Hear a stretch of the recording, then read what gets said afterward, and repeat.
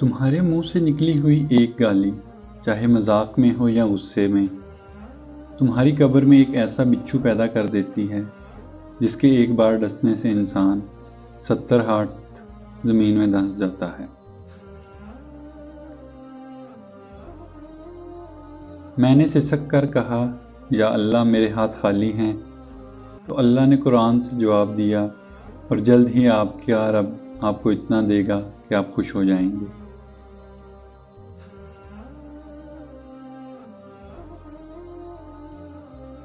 اللہ کی طرف سے جواب تمہیں جلد ہی ملے گا، تمہیں مایوس نہیں ہونا، بس اللہ پر یقین قائم رکھنا ہے، پھر وہ کام بھی ہو جائے گا جو بھی ناممکن لگ رہا ہے۔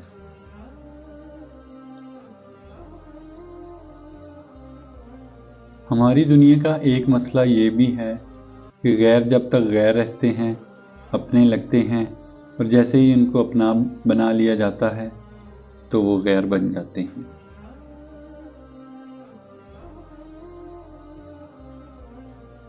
اور اپنا معاملہ اللہ کے سپرد کر کے مطمئن رہو، کیونکہ وہ تمہارے ناممکن کام پر بھی کن فرما دے گا۔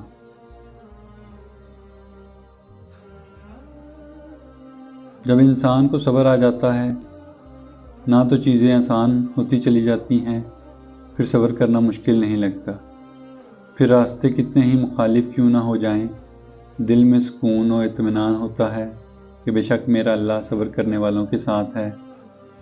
جب آپ نے کبھی کچھ کیا ہی نہ ہو تو خوبصورت نظر آنا بہت آسان ہے۔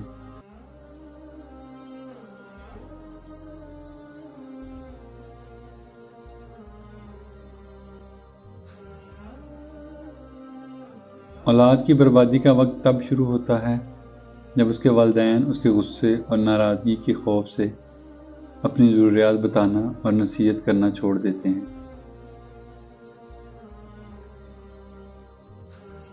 اپنی توانائی دوسروں کو وضاحتیں دینے میں ہرگز ضائع نہ کریں، کیونکہ لوگ وہی سننا پسند کرتے ہیں جو ان کی سماعت کو اچھا لگتا ہے۔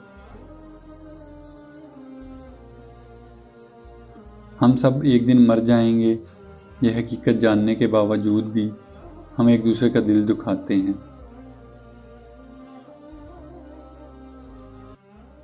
جب تم دنیا کے ہاتھوں ٹوٹ جاتے ہو، جب تمہاری ساری محبتیں ہار جاتی ہیں، جب تمہیں لگتا ہے کہ اب جینے کی کوئی وجہ نہیں رہی، تب ہی تو وہ تمہیں اپنی محبت کا پتہ دیتا ہے اور جینے کی ایک وجہ سے نواز دیتا ہے۔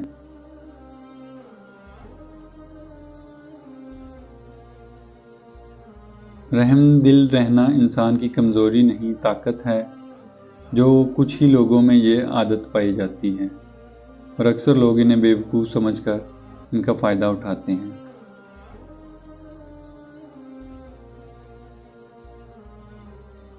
یادیں ہمیشہ خاص ہوتی ہیں، روتے ہوئے دنوں کو یاد کر کے ہنستے رہو، اور کبھی ہنسنے کے دنوں کو یاد کر کے روتے ہیں، یہی زندگی ہے۔